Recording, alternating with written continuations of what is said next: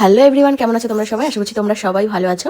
আজকে হলো শুক্রবার, তো শুক্রবার আর রবিবার দিন না আমাদের জানোই তো তোমাদের দাদা ছুটির দিন থাকে, ওই দিন না বাজারে যেতে চায় না। তো বলছে আজকে শুক্রবার, আজকে মাংস নিয়ে আসি, আজকে মাংসটা রান্না করো আর মাছ টাছ এনে রেখে দেবো, সেটা রবিবার দিন করবে। তো যাই হোক, এই হচ্ছে ব্যাপার। তো আজকে চিকেনটা ভেবেছি কি একঘেয়ে আমি রান্না করবো না, আজকে একটু অন্যরকমভাবে রান্না করবো। সেই জন্যই তোমাদের সাথে অনেকদিন পর একটা চিকেনের রেসিপি নিয়ে এসেছি। আর এইভাবে চিকেন রান্না কিন্তু আমি জীবনে প্রথমবার করলাম, যার জন্য তোমাদের সাথেও শেয়ার করতে চলে আসলাম। অবশ্যই জানিও কেমন লাগলো রেসিপিটা। জীবনে প্রথমবার আমি এইভাবে মানে রান্না করলাম। তো যাই হোক, প্রথমেই দেখতে পেলে জিরে, ধনে, শুকনো লঙ্কা, গোটা গরম মশলা আমি খুব ভালো করে একটা জলের মধ্যে ভিজিয়ে রেখেছি, কারণ ভালো করে পেস্ট হবে, সেই জন্যই একটা স্মুথ পেস্ট বানিয়ে নিতে হবে। আরও কিছু দেবো, সেটা তোমাদের সাথে ধীরে ধীরে শেয়ার করবো। আর মেন ব্যাপার হলো এবার যেটা করবো, যেটা আমি জীবনে প্রথমবার এইভাবে করলাম। তো মাংসটাকে প্রথমে আমি লবণ, হলুদ আর একটুখানি তেল দিয়ে খুব ভালো করে ম্যারিনেট করে 5-10 মিনিটের জন্য রেখে দেবো।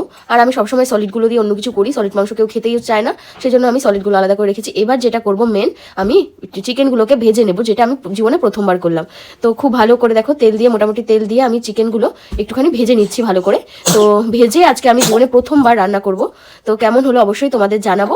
আর এই যে দেখো, আমি এর মধ্যে আরও 10-12টা, তোমাদের চিকেন অনুযায়ী নেবে, আমি ঠিক 15টা মতো দিয়েছিলাম, কারণ 1 কেজি মতো মাংস ছিল, যার জন্য 15টা মতো কাজু দিয়ে একটা স্মুথ পেস্ট আমি বানিয়ে নিয়েছিলাম। আর দেখতেই পেয়েছো আমি পেস্টটার মধ্যে কোনো রকম কিন্তু পেঁয়াজ দিইনি। তো এবার আমি পরিমাণ মতো, আমি বড় দেখে 3টে পেঁয়াজ আমি কুচিয়ে নিয়েছিলাম, সেই পেঁয়াজগুলো এবার আমি ওই তেলের মধ্যে কিছুটা আমি তেল দিয়ে, গোটা গরম মশলা, জিরে, তেজপাতা ফোড়ন দিয়ে তারপরে আমি পেঁয়াজটা আমি কষাতে বসিয়ে দিয়েছি। আর এখানে দেখতেই পাচ্ছ চিকেনটা কিন্তু আমার ভালো করে ভাজা হয়ে গেছে, আর মশলাটাও কিন্তু আমি পেস্ট করে নিয়েছি, যেগুলো ভিজিয়েছিলাম তার সাথে কাজু দিয়ে। এবার আমি পেঁয়াজটা ভালো করে ভাজা হয়ে গেলে এবার আমি মশলাটা দিয়ে দেবো। এরকম ভাবে আমি প্রথমবারই রান্না করলাম, কারণ আমি চিকেন করলে না একটুখানি সবসময় দই বা টমেটো দিয়ে রান্না করি, যেটা করিনি এবার দেখো মশলাটার মধ্যে একটুখানি আমি লবণ, হলুদ দিয়ে, তার মধ্যে মিক্সিটা ধুয়ে একটুখানি জল দিয়ে ভালো করে একটু কষিয়ে নেবো মশলাটা।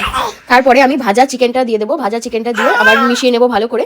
আর এর মধ্যে যেটা আমি তোমাদের দেখাইনি, আমি কিন্তু আলুও ভেজে নিয়ে তুলে রেখেছিলাম, কারণ আলু ছাড়া তো আমরা চিকেন, আমরা বাঙালিরা তো ভাবতেই পারি না। মানে আমরা তো বিশেষ করে অনেকে খায় না, কিন্তু বেশিরভাগ মানুষ কিন্তু আলু ছাড়া দেখবে ভাবতেই পারে না। তো এর মধ্যে দেখো আমি এবার আলু দিয়েও ভালো করে কষিয়ে নিয়েছি। আর শুধুমাত্র আমাদের ঘরে ওই শুকনো লঙ্কা দিয়ে, আমি কোনো কালারের জন্য extra Kashmiri red chilli powder আমি দিইনি এর মধ্যে। তো দেখো ভালো করে ফুটিয়ে নিয়ে গরম মশলা দিয়ে নামিয়ে নিলেই কিন্তু রেডি হয়ে যাবে চিকেন। তো দেখো চিকেনটা কিন্তু দেখতে মানে অতটাও ভালো লাগছে না, কিন্তু খেতে কিন্তু খুবই ভালো হয়েছিল। সব সময় দেখবে একঘেয়েমি রান্না খেতে খেতে কিন্তু আমাদের ভালো লাগে না। তো এইভাবে আলাদা করে আমি ভেজে বানিয়েছিলাম। তো ভাজা মাংসটাও না পুরো একদম, মাংসটা ভাজার জন্য একদম সফট হয়ে গেছিলো, ভীষণই ভালো ছিল। তো তোমরা ওইভাবে বানিয়ে দেখতে পারো। ভিডিওটা ভালো লাগলে একটা লাইক করে দিও, আর আমার ভিডিওটা কেমন লাগলো অবশ্যই কমেন্ট করে জানিও।